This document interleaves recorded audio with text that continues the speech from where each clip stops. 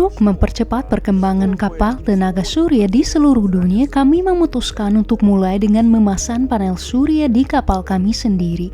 Ironisnya, kapal kami ini sebenarnya yang paling tidak cocok untuk dipasangi panel surya. Bayangkan saja panjangnya hanya 3 meter. Tentu saja, memasang panel di kapal sekecil ini cukup menantang.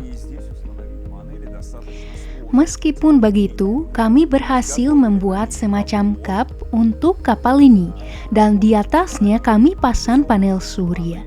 Kedepannya, rencana kami adalah memasang panel surya di seluruh permukaan kap, bahkan sampai ke bagian depan kapal. Jadi nantinya semua area itu akan tertutup panel surya.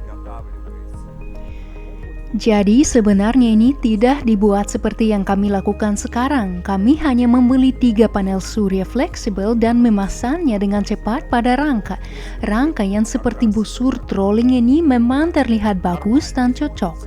Tetapi bagian depan kapal atau pemecah ombak depannya masih terlihat agak amatir. Tapi itu bukan masalah besar. Yang terpenting sekarang adalah kami ingin memahami prinsip dasarnya, atau lebih tepatnya kami ingin menunjukkan prinsip itu sendiri. Maksudnya kapal tidak harus selalu mencari colokan listrik di suatu tempat, repot-repot mencari cara untuk mengisi ulang baterai. Di perairan, sinar matahari selalu berlimpah, apalagi di wilayah selatan. Ambil contoh Krasnodar dan Anapa di Rusia. Tahu nggak, di sana itu hari cerahnya bisa lebih dari 300 hari setahun. Bayangkan potensinya, dengan kondisi seperti ini, ke depannya kita bisa pakai motor listrik tanpa perlu pusing soal tempat ngecas. Saya yakin panel surya ini bakal jadi solusi masa depan. Mengapa saya berpendapat demikian? Terutama karena pandangan lama saya telah berubah. Beberapa tahun lalu ketika kami memasang panel surya di kendaraan Bajaj Maxima kami yang berwarna hijau, saya mendapati bahwa anggapan saya selama ini keliru. Sebelumnya saya mengira panel surya tidak efektif di wilayah tengah Rusia. Ternyata anggapan itu tidak benar. Jadi pernyataan bahwa panel surya tidak efektif itu sama sekali tidak berdasar. Mahal? Mungkin saja. Tetapi kami tidak bisa bilang bahwa teknologi ini tidak efektif. Proyek kami ini sering disebut sebagai proyek hijau atau teknologi terobosan. Nah, kalau memang ini proyek hijau, mari kita isi baterai kita dengan cara yang hijau juga, yaitu dari sinar matahari, bukan dengan membakar minyak bumi, batu bara, atau entah apa lagi, atau menggunakan bahan bakar nuklir untuk menghasilkan listrik. Saya lebih memilih energi matahari. Perahu ini jenis non-displacement, melainkan perahu untuk satu orang. Karena itu kami memasang kursi sistem kemudi agar mudah dikontrol dan pedal gas. Tinggal nyalakan mesin, injak pedal gas, dan baling-baling akan berputar. Tetapi kami masih ingin bereksperimen lagi dengan baling-balingnya. Kami membuat tempat khusus untuk baterai agar tidak bergeser-geser. Di bagian bawahnya ada ruang kosong, sehingga jika air masuk ke perahu, baterai tetap aman. Di depan ada 3 pengontrol, 1 untuk setiap panel.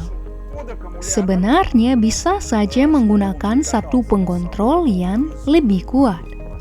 Jadi, kami menggunakan panel surya dan pengontrol kecil yang sudah kami beli sebelumnya. Belum lama ini, kami mengundang teman-teman dari Vietnam untuk melihat teknologi kami. Mereka juga berkesempatan mencoba perahu ini secara langsung. Ternyata kami menemukan bahwa transom perahu sedikit terlalu kecil. Berbeda dengan perahu kami di Indonesia yang terlalu besar, sehingga harus dipotong. Di sini kami justru harus menambahkan balok kayu, merapikannya, dan membuat pelat aluminium penggait yang baru. Dengan ini, kami bisa memasang motor dengan aman. Sekarang, tinggi transom perahu adalah 44 cm. Sirip motor berada sekitar 2 cm di bawah dasar perahu. Kami memiliki beberapa proyek perahu tenaga surya di seluruh dunia.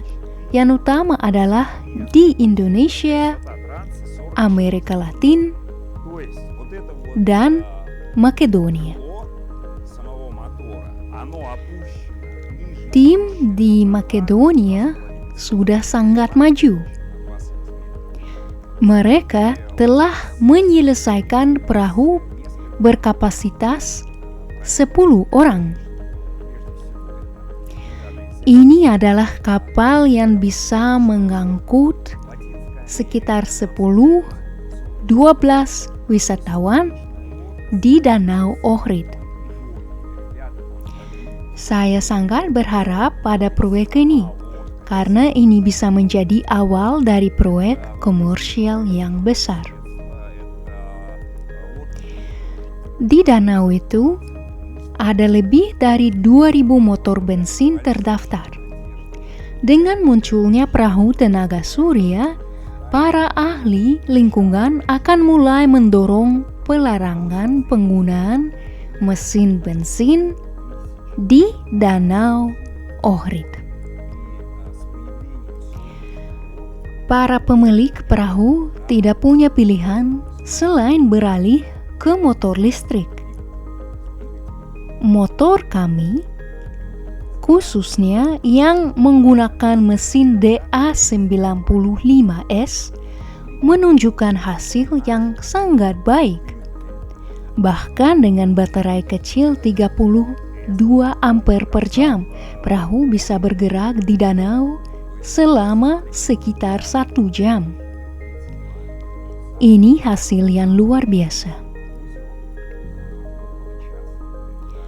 Sekarang kami sedang menghitung kebutuhan panel surya untuk perahu tersebut. Rencananya akan dipasang sekitar 3 kW panel surya yang cukup untuk menggerakkan perahu tanpa perlu mengisi daya dari stop kontak. Kami berencana memasang baterai sekitar 8 kW. Jadi perahu bisa mengangkut wisatawan sepanjang hari sambil mengisi daya dari matahari. Jika di malam hari baterai sangat lemah, baru kemudian bisa diisi daya dari stop kontak. Baiklah, sepertinya itu saja yang ingin saya sampaikan. Semoga hari Anda menyenangkan. Sampai jumpa lagi.